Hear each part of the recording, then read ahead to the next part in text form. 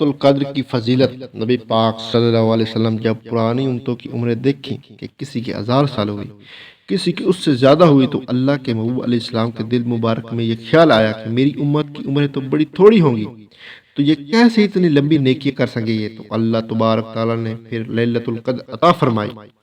وہ اس ایک رات میں جو آدمی نیکی کرے 1000 دن نہیں۔ کتنا لوگوں کا شوق ہے کہ کوئی ایسا جیک لگے کہ یکدم میری ساری چیزیں بڑھ جائیں۔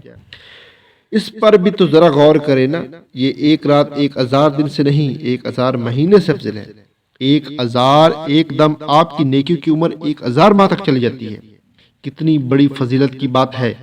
میرے رسول صلی اللہ علیہ وسلم خاص توجہ دلاتے، اس رات کے حوالے سے خاص توجہ دلاتے، اور یہ کب ہوتی؟ صحیح حدیث میں موجود ہے، نبی پاک صلی اللہ علیہ وسلم نے فرمایا، اسے رمضان کے آخری عشرے میں تلاش کرو۔ گویا یہ 5 طاق راتیں ہیں، 21ویں، 23ویں، 25ویں، 30ویں، 29ویں۔ ان طاق راتوں میں اس رات کو تلاش کرو۔ اس رات اللہ کے فرشتے نازل ہوتے ہیں، آسمان سے زمین پر فرشتے اترتے ہیں۔ حضرت جبرائیل علیہ السلام اللہ کی رحمت لے کر آتے ہیں، اور فرشتے کیا کرتے ہیں کہ جب بندہ اس رات اللہ کی بارگاہ میں موجود ہو، جو بندہ اللہ تبارک تعالیٰ کے ذکر میں موجود ہو، جو بندہ اس دن اللہ تبارک تعالیٰ کی بارگاہ میں کسی بھی طور پر حاضر ہو، فرشتے اس کے لیے دعائے مغفرت بھی کرتے ہیں اور رب کی بارگاہ میں التجا رحمت بھی کرتے ہیں۔ اور ایک روایت میں بھی ہمیں یوں بھی ملتا ہے کہ فرشتے اسے مصافحہ بھی کرتا ہے، ہاتھ بھی ملاتے ہیں، تاکہ کتنی سعادت مندی ہے کہ انسان عبادت کر رہا ہو اور فرشتے اس کی زیارت کو آئیں۔ ہمارے صوفیہ فرماتے ہیں، تو پکا پروگرام بنا لے، عبادت کا فرشتے کئی بار تیری زیارت کو آیا کریں گے۔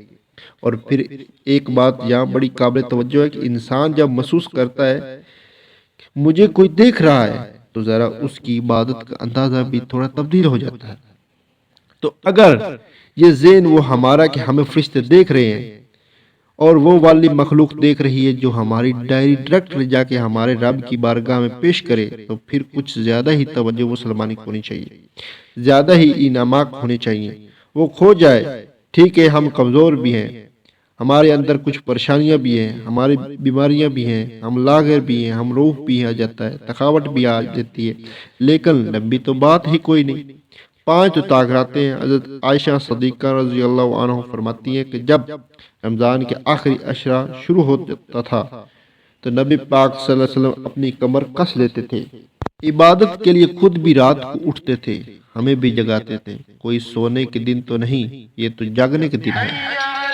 ساون کی کالی راتوں میں جب بوندا باندی ہوتی ہے، وہ رات کو اٹھ اٹھ روتے ہیں جب خلقت ساری سوتی ہے۔ یہ رب کی بندوں کی شان ہے۔ اور ویسے بھی درویش لکھتے ہیں، رات پوے تے بے درداں نوں نیند پیاری آوے، درد منداں نوں تے یار سجن دی سوتیاں وی آن جگاوے۔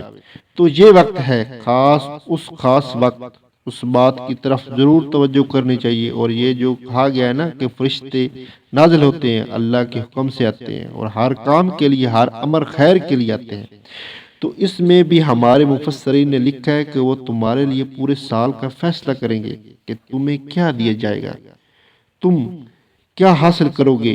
اللہ تبارک تعالیٰ کی بارگاہ سے اس کا معنی یہ ہوا کہ پھر تو یہ لینے کی رات ہے۔ ایسا نہ ہو کہ فرشتے آئیں اور رب کی بارگاہ سے پیغام کرم ہو کے دینا ہے، اور لینے والا سو رہا ہو اور آرام میں ہو، تو یاد رکھیں خیرات اسی کے پیالے میں آتی ہے جس کا پیالہ سیدھا ہوتا ہے۔ اگر پیالہ الٹا ہو تو پیالے میں رحمت خیرات نہیں آیا کرتی۔